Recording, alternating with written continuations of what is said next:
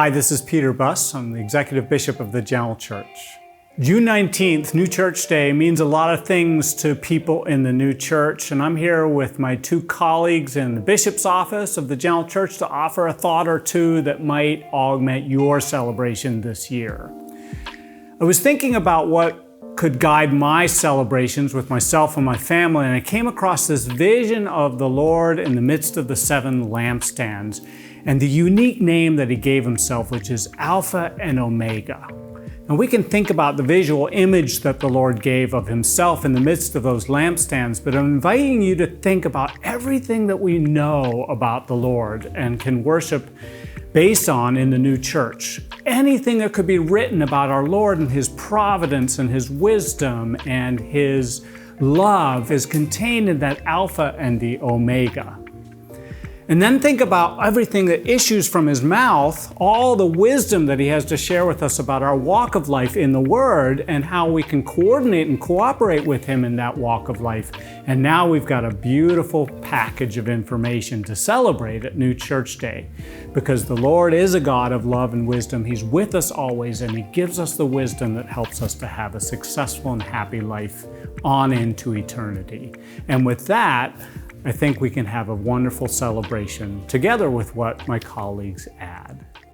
Hello, I'm Brad Heinrichs, an assistant bishop for the General Church, and here to offer some New Church Day thoughts. Thinking about what Peter just said about the Lord being the Alpha and the Omega, I'm reminded of the Lord being the beginning and the end. And so a thought that came to me when I think about the new church is how the Word at the beginning starts with a vision of marriage, the Lord creating us male and female, telling us to be fruitful and multiply. And then you go through the whole Word, there are stories about marriage, and then it ends in the book of Revelation with another vision of marriage, of the holy city, New Jerusalem, descending from God out of heaven, prepared as a bride adorned for her husband. So this New Church Day, my wife and I have been thinking a lot about conjugal love being the precious jewel of human life and the repository of the Christian religion.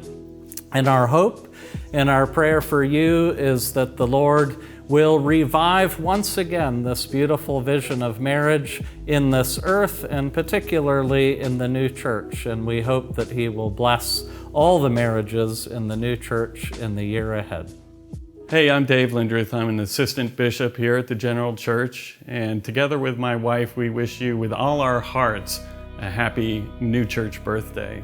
When we think of this season, we think of a vision that Swedenborg had. He was walking around in heaven and he came into a church, and above the entrance of the church were the words "Nunc licet," which are Latin, but what they mean is now it is permitted.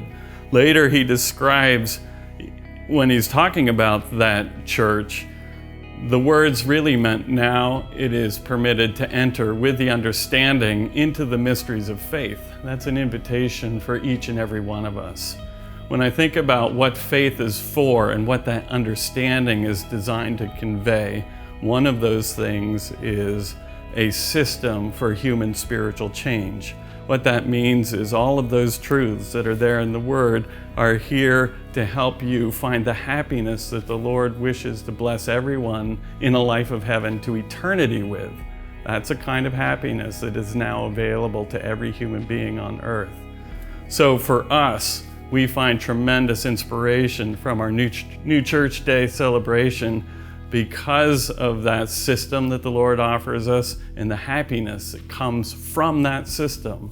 So together with Brad and Pete and their wives and my wife as well, we all wish you a very, very happy New Church Day season, and I hope you have a little bit of time to spread that love with your family and with your friends. Thanks. Boom. Great.